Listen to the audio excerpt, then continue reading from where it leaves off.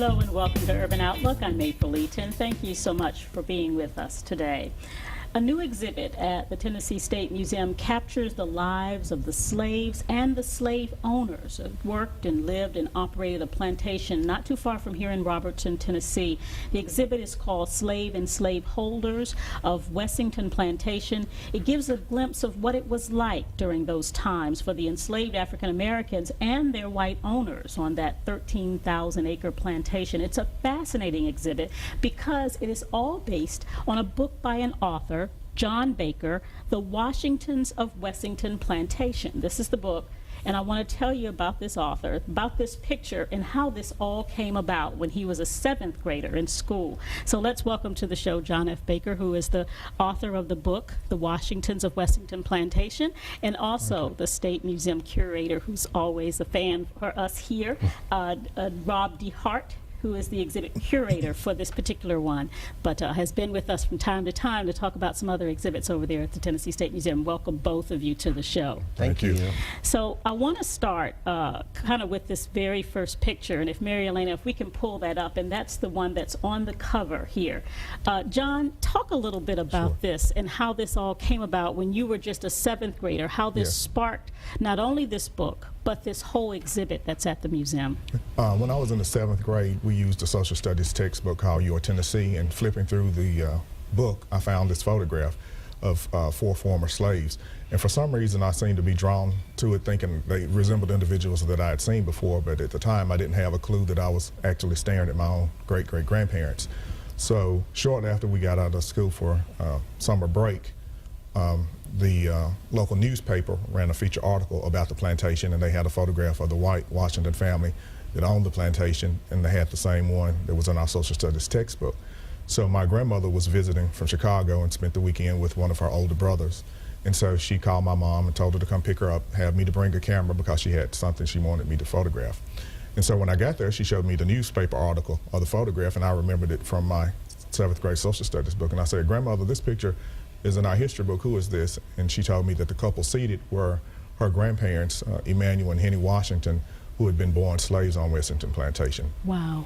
So I interviewed other members of our family, and I interviewed as well descendants of some of the other slaves from the plantation, about 20 to 25 individuals that ranged in age from 80 to 107 years old. And they gave me their stories, and over a 30-year period, I did research at the Tennessee State Library and Archives here in Nashville, and compiled all this information. And then I wrote the book in 2006, and it was published in 2009. John, it's amazing that you were drawn to the picture because the features look like somebody you knew. Right, my grandmother resembled her grandmother. Did you ever imagine that it would explode to such a powerful, powerful story and experience for you? Because those are your family members. Right, I had no idea at the time that I was collecting the information that it would lead to the book and the exhibit.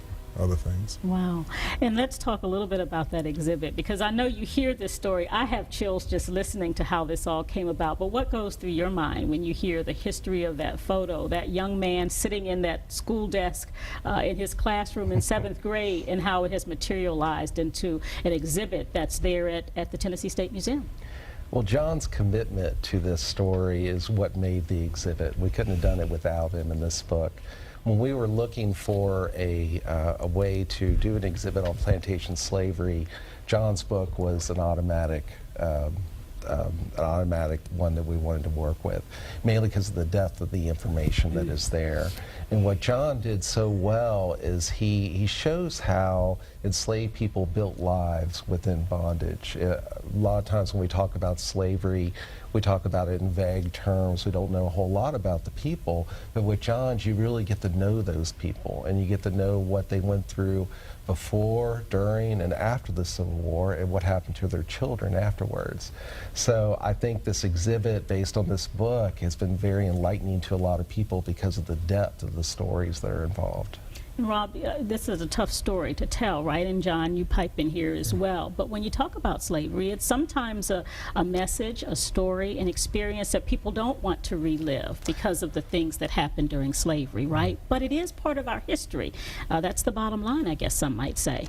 Absolutely. We knew that the exhibit had the potential to be controversial because people do go into discussions of slavery with preconceived ideas of what they think about it. That was a concern concerned, but at the same time, it's really all of our story. It's the same way that we approach this as not being purely a Black history exhibit. It's a Tennessee history exhibit. You can't talk about the history of Tennessee without talking about slavery. And I think we achieved that goal with this exhibit. I wonder, John, also if one of the interesting parts of this is not only is this the story of your family, but others who were enslaved on that plantation, Yes. but also the stories of those slave owners. How did you rectify? How did you get past the fact that you not only had to deal with what your ancestors dealt with, but you had to deal with the fact that somebody owned them and they had to work for somebody else. Right.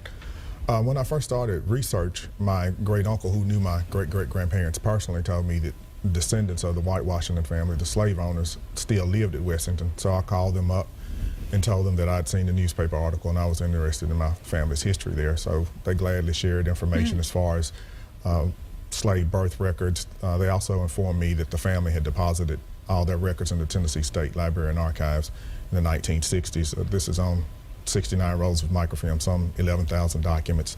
So many of the stories that I was able to get from direct descendants of the slaves, as far as which slaves ran away, some of them made it almost a free territory. This was supported by documentation in the Washington family papers, so I was very fortunate. A couple of things strike me there. The first, the willingness of the family of the slave owners to be so open and to share. But secondly, the fact that they maintained all those records through the years. That's amazing as well. Yes. Would you say? Yeah, I think we call them hoarders today. But basically, in a good way. In Hoarders. a good way. Yeah, hoarders of history. But the Washingtons, they were meticulous record keepers, and somehow those records survived. It's just an amazing thing. I don't know of any other plantation in Tennessee that has the depth of the records they have. And I might add that what your other question, we gave a tour to a number of white Washington descendants not too long ago for the exhibit, and I got the best thank you note from one of them. He just said, "Thank you for allowing us to reflect on our shared past." And I just thought that was the best way to think of it, because we didn't want the exhibit to be an us versus them, assessing blame, anything like that. And he just captured it so perfectly. That's what we wanted people to do, just reflect on this time in history, and that's what it's about. You're shaking your head there, so you obviously agree with that point of view. Yes, and the Washingtons held their first family reunion this year in June, and they toured the exhibit, and then they took a tour of Wessyngton. So I got to meet about 70 of them. Wow.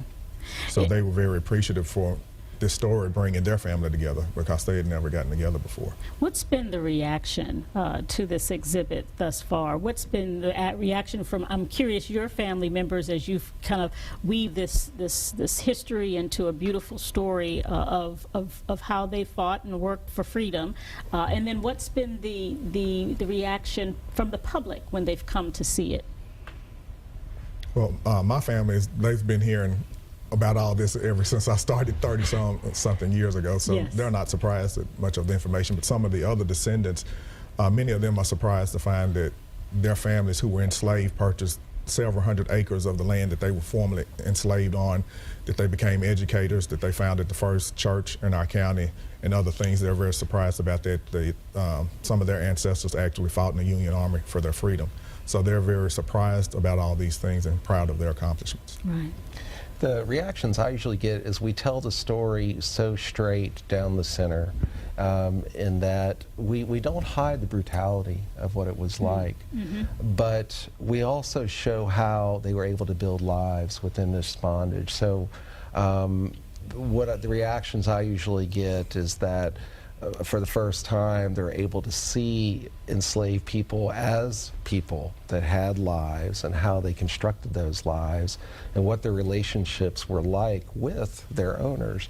And there's a lot of tension there. There's no doubt about it. There's resistance, there's control, but the exhibit brings that all about so that you get these three-dimensional characters and so many different levels of understanding. Let's take a quick break, and when we come back, I want to show some of the pieces, the pictures that we have of the exhibit, to give people another glimpse of what it will be like if they show up, and then of course information on how they can see that exhibit as well. We'll be right back after this. Stay with us.